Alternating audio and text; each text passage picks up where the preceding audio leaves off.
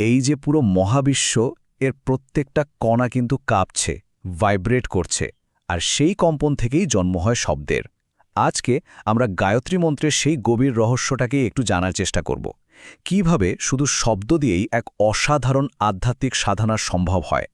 চলুন এর পেছনের বিজ্ঞানটাকে একদম সহজ করে বুঝে নেওয়া যাক।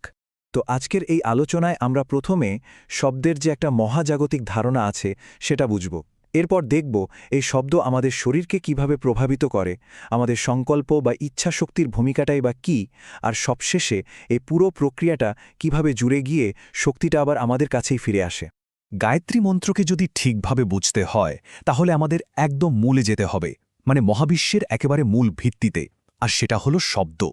কারণ এই শব্দ কিন্তু শুধু একটা আওয়াজ নয়, এটা এক আদি মহাজাগতিক শক্তি।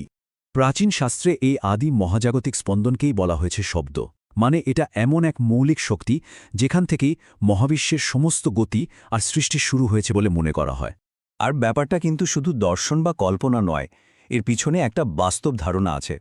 এই যে মহাকাশে গ্রহ নক্ষত্রগুলো ঘুরছে, তাদের চলার পথে একটা বিশাল ধ্বনি তৈরি হচ্ছে।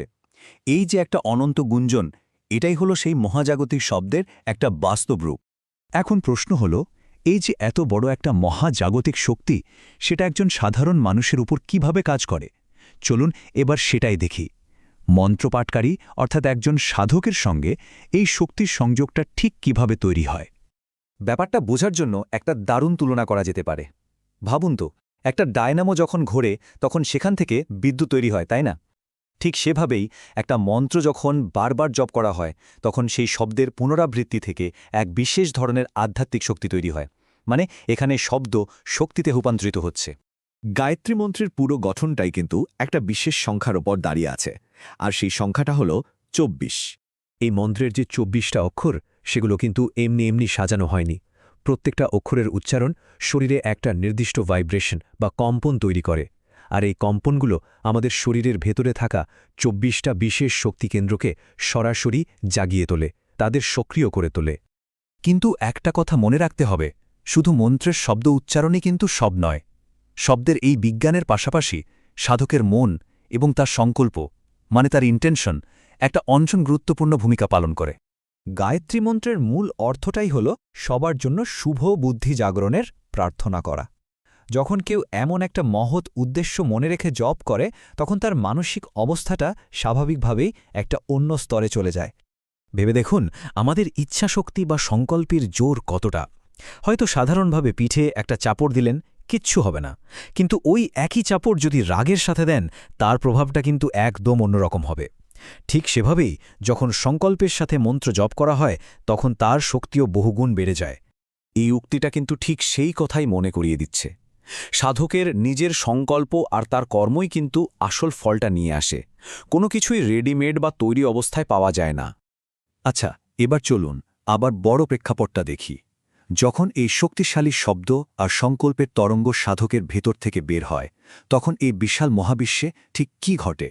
আমাদের প্রত্যেকটা চিন্তা আসলে এক একটা এনার্জি ওয়েভ বা শক্তি তরঙ্গ, আর এই তরঙ্গগুলো এই সীমাহীন মহাবিশ্বে আলোর গতিতে ছড়িয়ে পড়ে। মহাবিশ্বকে একটা বিশাল শান্ত পুকুরের মতো ভাবা যেতে পারে। বিষয়টা একটা খুব সহজ উদাহরণ দিয়ে বোঝা যায়। ধরুন আপনি পুকুরে একটা পাথর ফেললেন, কি হবে?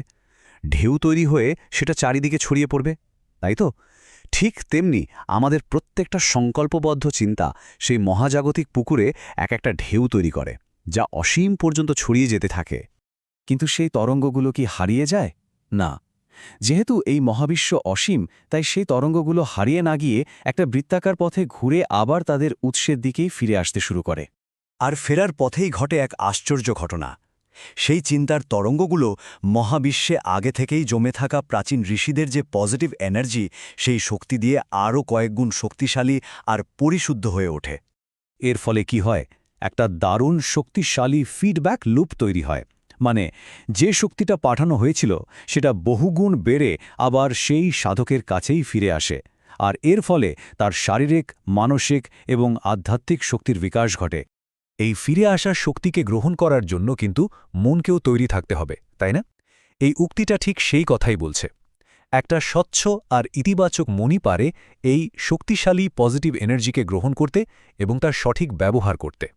এই যে এত গভীর আর জীবন বদলে দেওয়া জ্ঞান, এর উৎস হলেন পরম পূজ্য গুরুদেব পণ্ডিত শ্রীরাম শর্মা আচার্যজি। আমরা তার এই দিব্য সাহিত্যের কাছে চিরকৃতজ্ঞ। সবশেষে একটাই প্রশ্ন, যদি আমাদের পাঠানো প্রত্যেকটা চিন্তা, প্রত্যেকটা ভাবনা তরঙ্গ হয়ে আবার আমাদের কাছেই ফিরে আসে, তাহলে একবার ভেবে দেখা দরকার আমরা প্রতি মুহূর্তে নিজেদের জন্য এবং এই মহাবিশ্বের জন্য ঠিক কী ধরনের শক্তি তৈরি করছি।